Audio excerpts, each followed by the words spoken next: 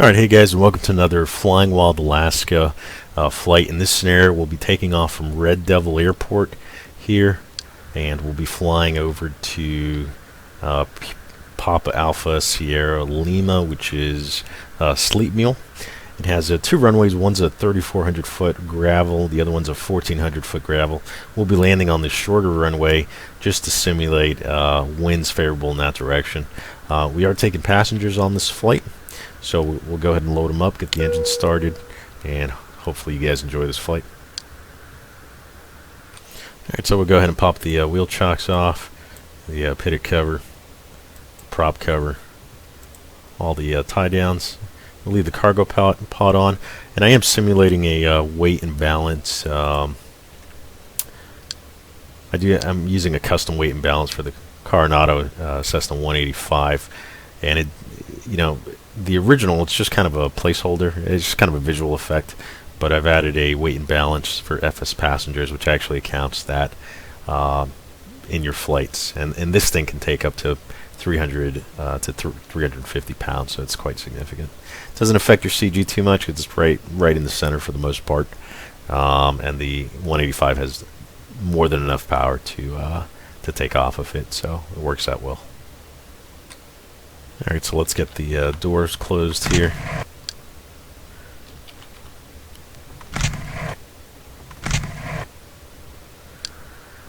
We'll get the aircraft started.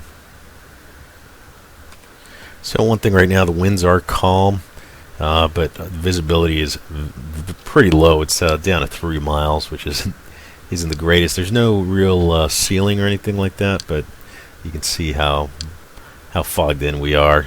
It's legal for us to fly, so we'll go ahead and do it. This is real world weather. I didn't realize it was going to be like this, but adds to the challenge. It actually makes it a lot of fun. Okay, let's get the engine started here. I'll go ahead and throw the master and the battery on.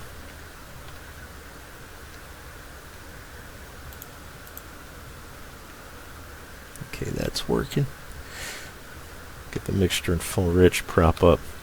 And one cool thing, Carenado, it's not as high fidelity as A2A, but you can see the prop moving there as I move Papa the Alpha Sierra Lima automated weather observation 2334 Zulu. Wind calm.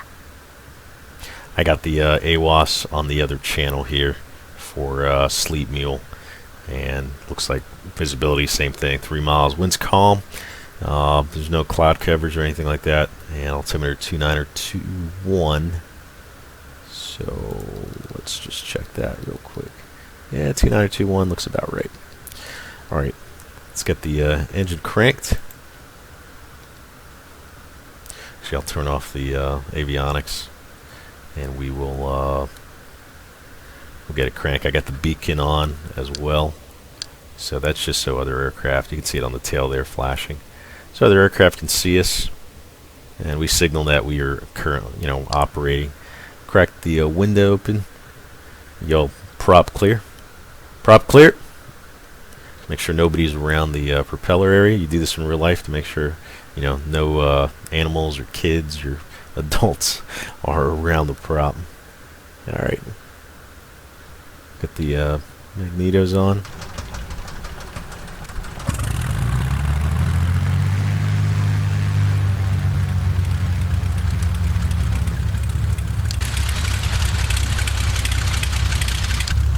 What a great sounding propeller. Go ahead and lower the volume a little bit so you guys can hear me. Alright, so what we're going to do is, let me set this on just a little nose low for takeoff. Actually, I'll set it to neutral because I haven't flown this thing in a while. And we'll do a check of the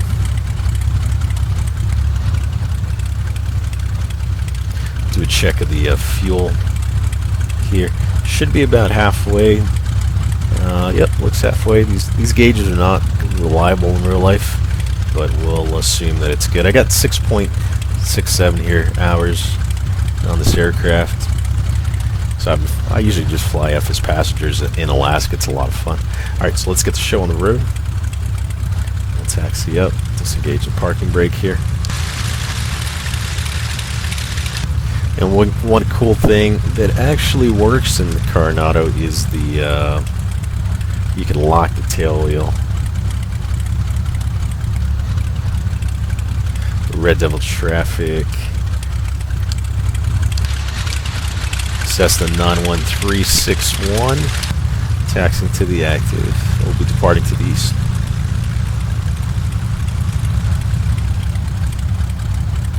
Alright, so even though it seems like we're the only people here, we still want to check the approach lane. Make sure nobody's coming in to land. Alright, before I do that, I'm going to close the window here.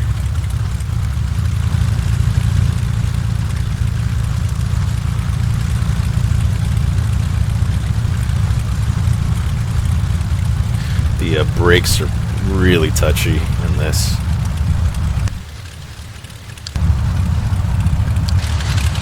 So I'm trying to be careful.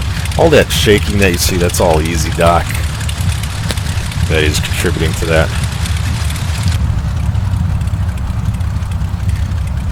I really like the feel of this Carenado on the ground.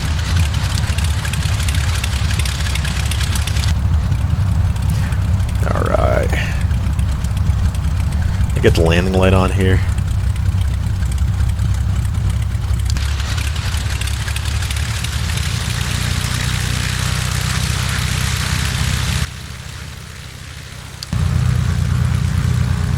Just trying to use up every bit of runway here.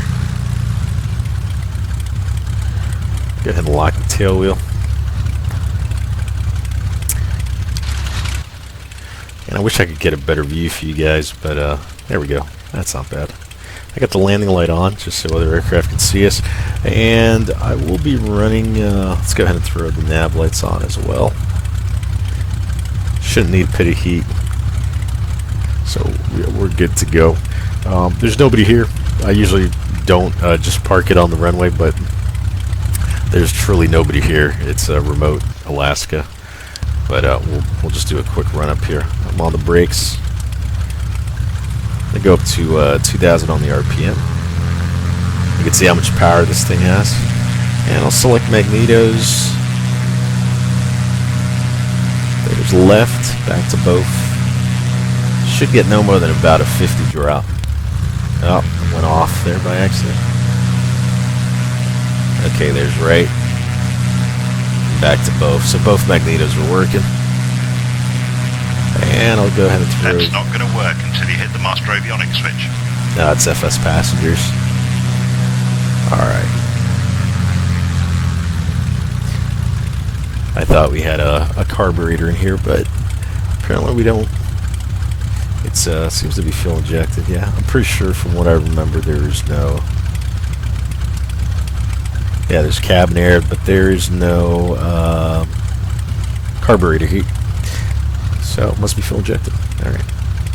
Unlike a lot of Cessnas. I know mine's is, or the one that I flew. Okay, so what we're gonna do is get on the brakes. Everything looks good, and we'll check our departure heading. We'll do a left downwind departure, and we'll be departing on it looks like runway 27. There is I think there's some obstructions behind us here. Yeah, there's like a little hill and stuff, so it's clear towards the river. So we'll just take off in that direction, make a left turn to the east. I can remember the N number here. Alright, Red Devil Traffic, Cessna 91361. On the active, runway 27 departing. We'll be doing a left downwind departure to the east. Red Devil Traffic. Alright, so here we go.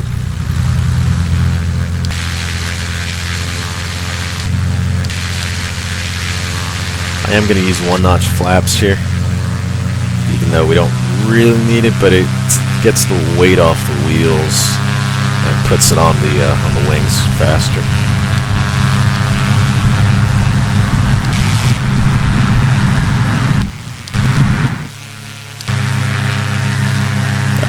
60, climbing. And this thing climbs very, very steeply. Okay, now that we're up, I'm going to bring the power back. And I'll bring the prop back to about 25.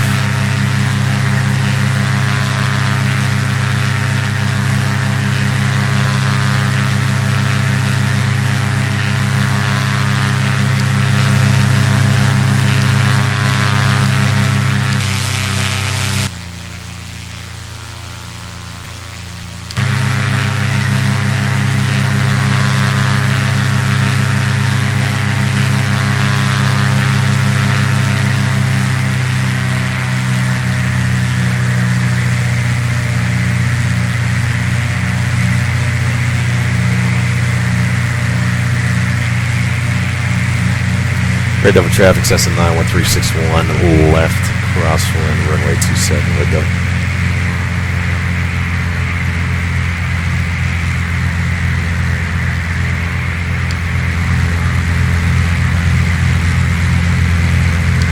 Alright, we do have some terrain here, so that's why I'm a little bit higher. Red double traffic, Cessna 91631, turning left downwind, runway 27, we'll be departing to the east.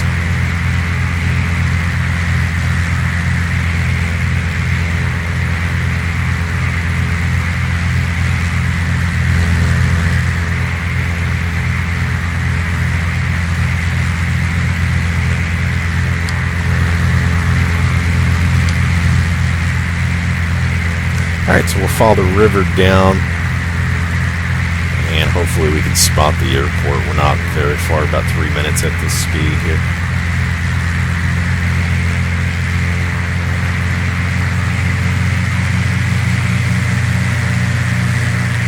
You can hear the engine working hard there. And we'll just climb up to about, we could probably do 2,000, should be just fine.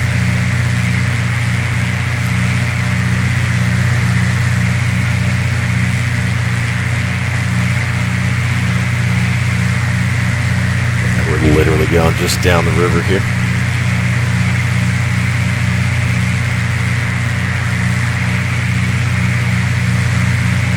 And let me check the airport elevation.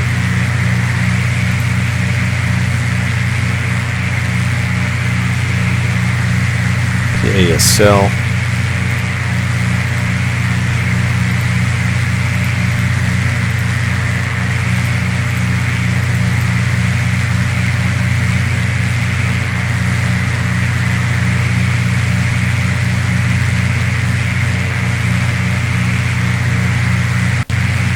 That's about 200 feet, so our apparent altitude will be about 1,200.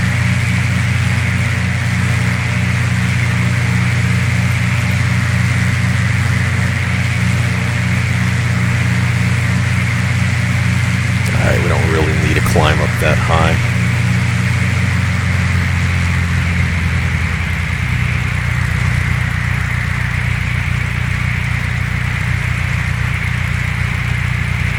And we'll call Sleetmule. We're about 3 miles to the west. Shipment traffic, Cessna 91361, about 3 miles to the west, inbound to land runway 19. Sheetmule. Okay, let's see if we can spot it. So it looks like it's just over this little island. There it is.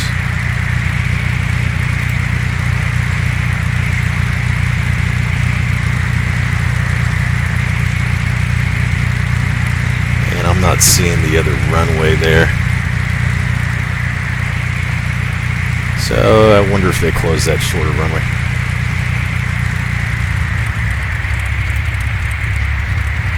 Shima traffic, Cessna 91361 on final runway 19, Sheetmule.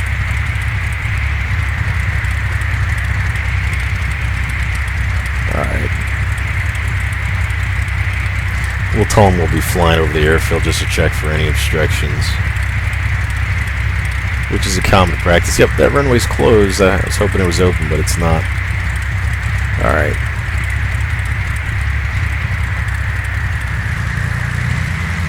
not full, mixture full. C1 traffic Cessna 91361 will be overflying the airport over 19, and then we'll enter the left downwind Sleetmule traffic.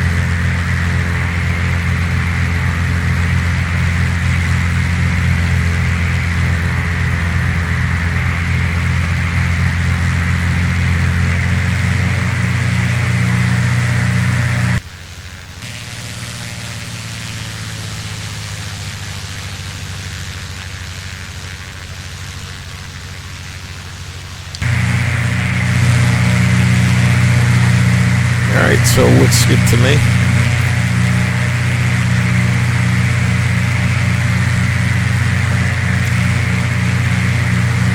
Sleetmule traffic, Cessna 91361, left crosswind, runway 19, Sleetmule.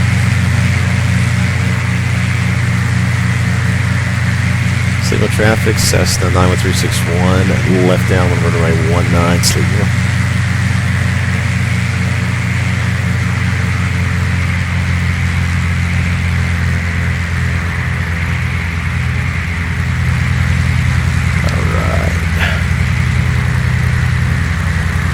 Take a look out the window here.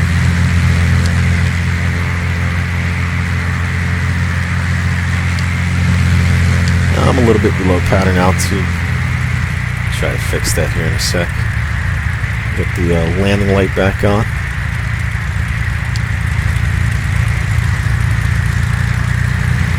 And I'll pop my first notch of flaps. Sleetmule traffic, Cessna 91361, left base, runway 19, Sleetmule.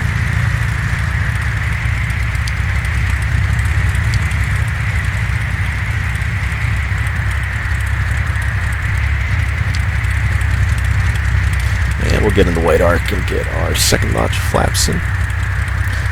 I'm assuming that this aircraft is the same as my 172, where I'll get full flaps down here, where you can be in the green arc for that first notch, up to 110 knots. Okay, I'm going to slip it here.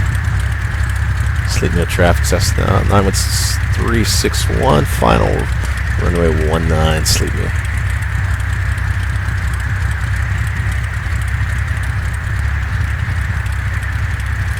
So I am kicking out the rudder here.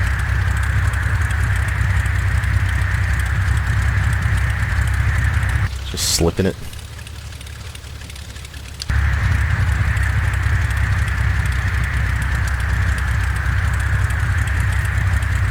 Alright, there we go.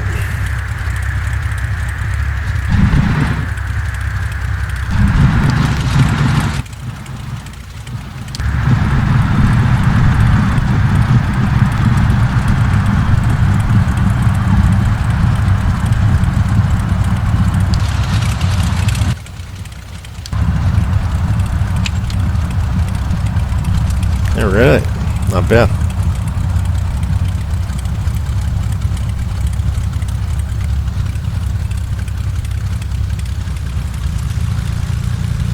See what traffic, Cessna 91361, taxiing back.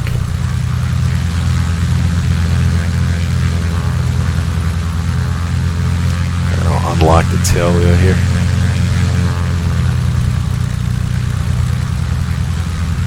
If you guys are wondering, I am using the Flight 1 Alaskan Scenery, and I forget what it's called now. I think it's just like Alaska X, maybe. Yeah, because I just got it a few months ago, and it is really, really good. It updates the terrain mesh. The big noticeable difference is all the roads and rivers and things like that.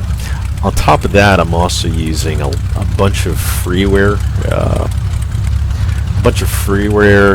FSX scenery, including I think there's like a dog dog sled one. I can't remember what it is, but there's quite a few of them. I can't list them all. But Alaska X, I mean, it's kind of a subtle difference. The landscape does turn from being pretty boring to very alive, and the reason for that is that it establishes all the little villages, and then you see like roads properly going into villages and out of villages. You don't just see like terrain in the middle of nowhere where it's not logical.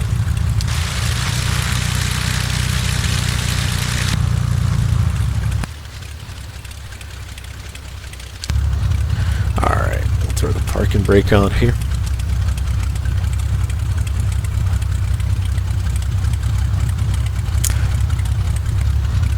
And of course I forgot to turn on my radios. That's what you get for not doing a checklist, right? Of course, in real life you'd hear the hiss of the radio and everything, but that's alright. I won't make excuses, or too many. Alright, so we got the avionics off, and we will turn off the master. Usually keep the beacon on. Alright, we'll open up these doors here. And passengers are onboarding now.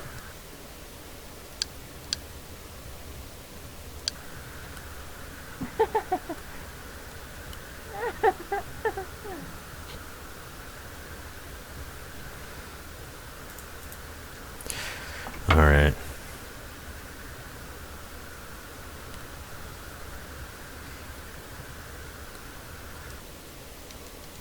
Yeah, it was a pretty cool flight. Alright, so passengers are unboarded. It was a short trip, just wanted to kind of do a nice little fun flight in this low visibility. Approach could have been a lot better. I was definitely high on the approach. You know, I did slip it to get it down quickly, but still I could have planned that out a lot better, and I kind of thought to go around for a second, but then it started looking better, so I just kept the approach coming. Turns out we had plenty of runway on that 3,400 foot strip, and unfortunately this little 1,400 foot strip is closed down. That would have been a lot of fun to try that out.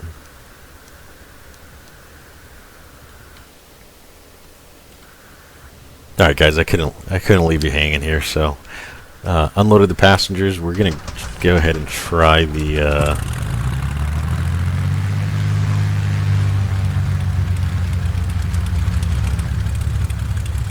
we're going to try this short takeoff, and then we're going to try to land it as well.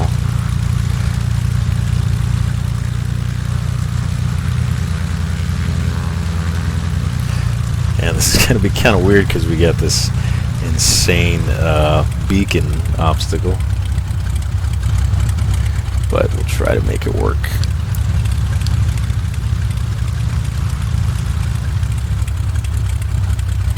Alright, I will use a couple of notches of flaps here. Make sure that wing doesn't hit. Alright, looks like we're good. I'm going to try not to cheat. I'm going to try to actually be on the fully on the runway here. There we go. Alright, let's see how much power this thing has.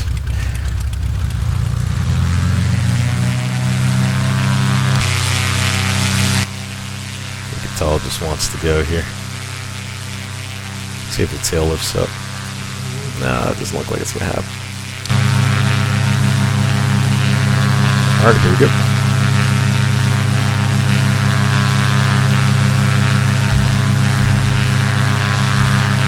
Alright, there's 60. She's off. We'll level off for a second. And we'll climb.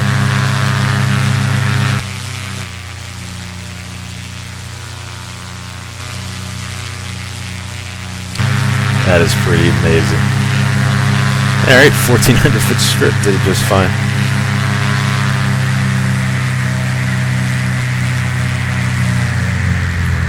Alright, I'm going to start bringing in the flaps.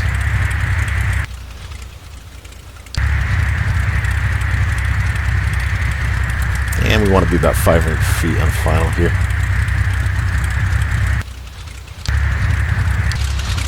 I'm going to go ahead and dump the flaps. It's a full 40 or whatever it is in this aircraft. Alright, the key here, and hopefully I can do it, is to just maintain as slow as flying speed as possible.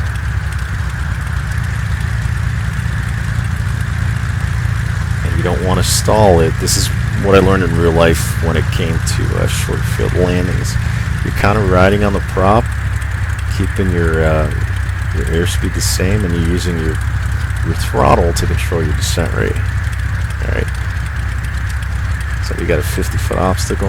As soon as I get down, I'm going to hit the... we're barely flying here.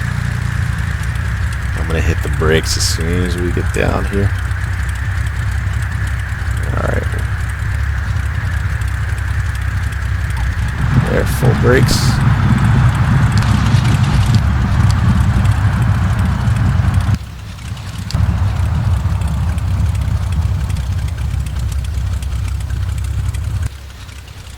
Alright, and we made that just fine. We might have even made that in